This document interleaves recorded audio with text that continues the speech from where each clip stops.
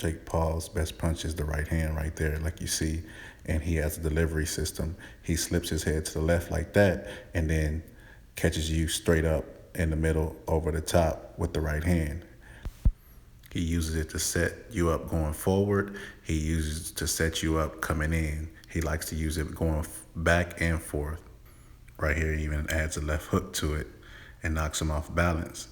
And then goes offensive crazy. Look, uppercut coming down from his knee, leaves a hole. Then he comes in and square it up, and then throws the left hand, and then throws the right hand again, and then stretches forward, and then throws that right hand and falls in with it and doesn't leave his foot anchored.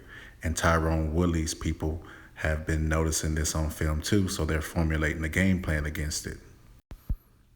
Now notice in the little footage that we have of Tyron Woodley, how he gets a person at 6'4", white chocolate, and he stays at the end of his jab and slips his head to his right, his left, white chocolate's right, to slip outside of the right hand. This is gonna be a good strategy because he can land counter shots off of it, but it could also be detrimental because I also noticed this, that when Tyron Woodley slips outside of the right hand, he brings his head right back to the middle right there, and Jake Paul can bring the hook after the right hand and catch him in the center after throwing his right hand.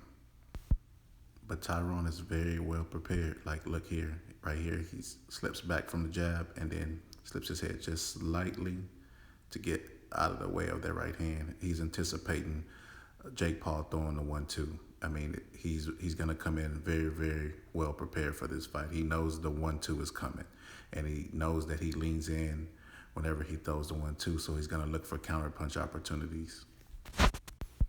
It looks like the time that he spent with Mayweather paid off because he's learning how to counter punch. If you look here, he backs up out of range and then comes over the top of the jab. And he's just going through the motion because he doesn't want to reveal too much before the fight. But he has the right idea to counter, like he has the right formula to win, to land his best Sunday punch and take away Jake Paul's best Sunday punch, which is both the right hand for each.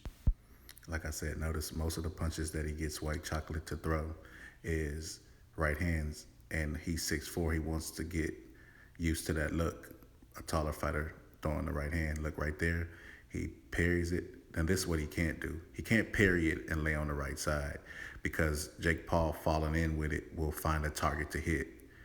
He'll find his head because he stretches and doesn't keep that back foot anchored, and he's going to catch Tyron Woodley laying on his right side. He absolutely cannot do that.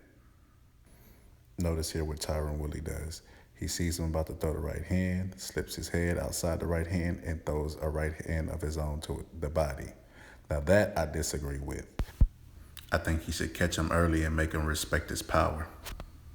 The punch that his sparring partner caught and wobbled him with was that exact same punch. Here he slips his head outside and lands that same right hand that Tyron Woodley is trying to game plan to land. And we've never seen Jake Paul hurt in a fight, but when he was hurt in sparring, look how he reacts. It's a different thing when you're under those lights. You don't have a timeout. You can't just walk away. You either take a knee or tie him up. Those are the only two options.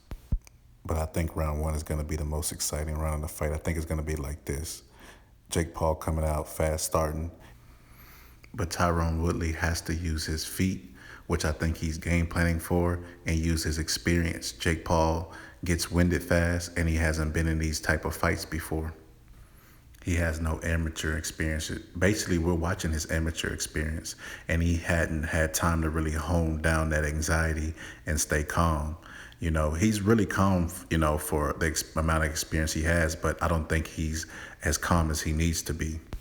But ultimately, I think his weight's going to be too much for Tyron Woodley. Tyron Woodley has a good game plan coming in, but I don't know if he can implement it. But I don't see Jake Paul stopping Tyron Woodley. I think it's going to be a very exciting fight. You know, both of them are going to take each other into deep waters, and I think that it ends in a draw, or Jake Paul gets a decision in a very, very close fight. But I don't think Jake Paul has what it takes to one-shot Tyron Woodley. But I would like to add this. After watching Tyron Woodley behave the way he behaved in the weigh-in, talking about fuck the money, fuck the bag, fuck etc. I hope, for the sake of boxing, that he does not get in a situation where he feels like he can't win the fight and he fouls to get himself out the fight. That would be so disappointing in the fight if he does that. He hadn't shown that he would do that, in his UFC career. But, I mean, this is a different animal and you just never know. Casual fans keep the sport of boxing alive. Diehard fans try to kill it. Anytime you hear someone saying the sport of boxing is dead, it's coming from a diehard fan. Casual fans will actually go out and pay for fights. Boxing purists won't. If Errol Spence fought Bud Crawford today, how many people would actually go out and pay for the fight? That's a boxing purist fight. The numbers for Jake Paul will do better numbers than a Terrence Crawford versus Manny Pacquiao fight. You know why? Because casual fans make an event out of it and they show up in numbers to support the sport. New eyes on our sport could never hurt our sport. It could only help it, especially when someone didn't have interest in boxing and they're tuning in to watch this fight and making an event out of it. The whole world is watching. That's going to put boxing, take it to different altitudes, And if you're going to be mad at anybody, be mad at the promoters and the fighters for not making the big fights happen. That's why people tune in to watch fights like this. But like I said, you people wouldn't even tune in if it was a purist fight. I seen you guys in people's live asking them to show the live footage instead of buying it yourself. Boxing fans will do what they always do. Complain about the fight and they're not going to watch it just to tune in and watch it just to complain about it. But like I said, ultimately, I think the fight goes to a decision, and it's either a draw or Jake Paul wins on points. If there's any knockout in the fight, I think it's going to be Tyron Woodley by setting it up with those right hands to the body early in the fight, as you've seen him do in the breakdown. If he does enough of those and Jake Paul gets winded, then he could finish him. Because like I said, he doesn't have any amateur experience and he fights off anxiety. And you ever notice that people like Muhammad Ali were stopped in the amateurs, but he looked invincible as a pro? It's just part of the growing pain, something that you have to go through as an amateur. And Jake Paul has never went through that or experienced that, especially up under the lights. So like I said, if anybody gets stopped, I think it's Jake Paul. But anyway, it's the Boxing Scholar, and I'm out.